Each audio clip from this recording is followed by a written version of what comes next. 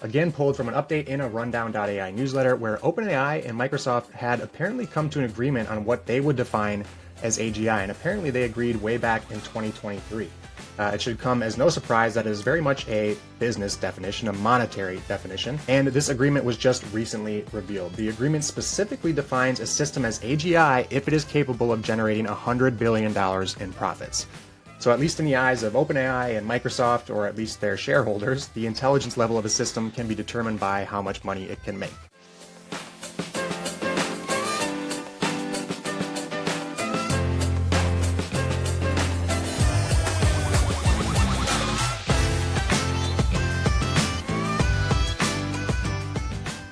What is up, everybody? Welcome to another episode of the AI Marketing Navigator. This is your daily compass in the ever-evolving world of AI marketing.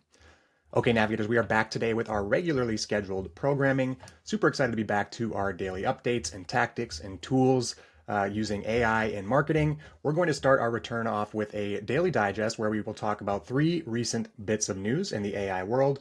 2 of them are actually specific to avatars, which we spent a couple of episodes talking about prior to our AI for Beginners series break. So we're going to continue our avatar theme and talk about those 2 updates today, and also some wild news coming out of Meta about AI avatars as well. So that's going to be the second point of our avatar episode, one of which is some wild news coming out of Meta about AI avatar or personas that can create and maintain active social media profiles.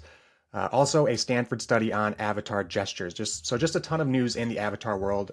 Then we're also going to wrap up with a potentially new standard definition for AGI, which, if you heard any of our AI for Beginners podcast series, we talked about how there's some ambiguity around that definition still. Unless you're Microsoft and OpenAI, who have actually agreed on what they would define as AGI, specifically in a business context. So we'll talk about that as well. Okay, first up, we have that Stanford research that focused on determining how avatars can accurately replicate human behavior in virtual environments. Basically, gestures and movement and facial expressions.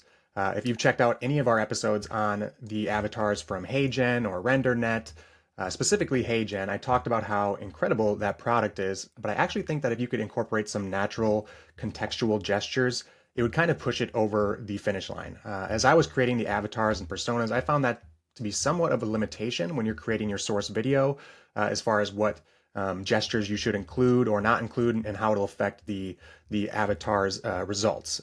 So let's break down that study a little bit more. The outcome or the finding was that in order for behavioral realism in avatars to be achieved, it requires 2 key things: a high number of tracked behaviors and rendered movements of those avatars that are actually based on those trackings, which may seem simple, but the result is potentially game-changing if you're working with these avatars in creating your content, which we strongly recommend here on the AI Marketing Navigator.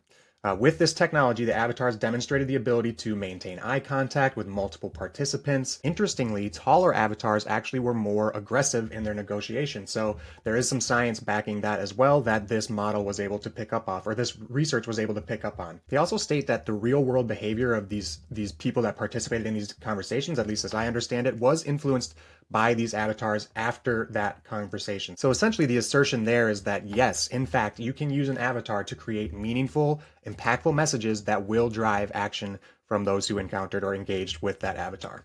So check out the links in the show notes to do a deeper dive on the study, how it was accomplished technically, but it immediately caught my eye because we've been working so much with avatars. We've talked so much about all the different types of use cases as far as marketing, but as far as digital content creation, product education, social media, customer service, the list goes on and on when you consider how you can use these digitally created avatars or clones, which is kind of what we talked about with HeyGen. And this study just represents a huge step forward in the realism of these avatars. Now, to continue our avatar theme, and particularly avatars that can affect how we work as marketers, Meta recently announced plans to allow AI-generated characters and profiles in its platform. So in this case, these are profiles that can actually be created by these AI characters, and then content can be published and engagements can be had by these characters as well. So this is kind of a jumping off of the AI character creation tools that Meta introduced way back in July. It appears that they're probably using that data and that information in those created characters, of which apparently there are hundreds of thousands, to power this new AI profile creation. And additionally, there's speculation that this data will probably be used to create, or at least to train some virtual characters or personas in augmented reality or future future virtual customer experiences or user experiences. Of course, there are many experts, particularly experts who are wary of AI or at the very least concerned about our AI future, which I think we all should be to some degree, have highlighted a lot of additional concerns about the potential damage that these AI-generated social media profiles could do. It shouldn't take too much imagination to see how social content can affect how people behave in the real world and the consequences of that. False and misleading content has been a huge problem on social media platforms before AI, and it will only continue to be, whether that content is text or video or audio. So there's concern from the safety advocates, but there's also concern from social media proponents and leadership that this could spell the end of actual human interaction on social media. And we might see a dilution of our social media platforms with millions of AI generated avatars. Now, to those concerns, Meta has stated that any content on Facebook that is generated by AI must include an AI info label to maintain that transparency. So we'll see how well that is implemented and how effective it is, because apparently there are already some issues with these avatars. According to an NBC News story that I plucked from a recent Rundown.ai newsletter, Meta has already had to remove some of these character accounts after a variety of criticisms, whether it was generating false information or people were not able to block them, which sounds like Meta's stating was the main problem, but there's some confusion around whether or not these characters are from the earlier releases back in 2023. And Meta responded by saying that, again, the reason they had to take down characters is that some people were having issues blocking them, apparently. So yet to be seen exactly how this AI persona rollout is going to proceed, but just illustrating that there are a variety of mixed reactions to this potential rollout from all users of social media, those who are for and against it. Okay, last but not least, I wanted to talk about a story, again pulled from an update in a Rundown.ai newsletter, where OpenAI and Microsoft had apparently come to an agreement on what they would define as AGI, and apparently they agreed way back in 2023. It should come as no surprise that it is very much a business definition, a monetary definition, and this agreement was just recently revealed. The agreement specifically defines a system as AGI if it is capable of generating $100 billion in profits.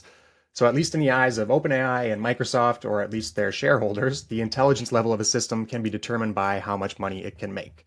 I'll leave you with that little tidbit to reflect on and decide how that reflects on our society as a whole, on capitalism. Let me know if you think a monetary definition of AGI is appropriate, or if there should be some other, maybe more technical or maybe more philosophical definition. Let me know in the comments. Okay, that does it for today's episode. If you enjoyed the show or found it useful in any way, please do me a favor and follow on Spotify or subscribe on your podcast platform of choice. A review on top of that would be even more appreciated and is so super helpful to the show. Also, if you are watching on YouTube, make sure to hit that subscribe button and turn on all notifications so you get notified each day when the episode drops. Until then, and as always, thanks for joining me, and remember to stay curious, stay consistent, and keep navigating forward. Bye.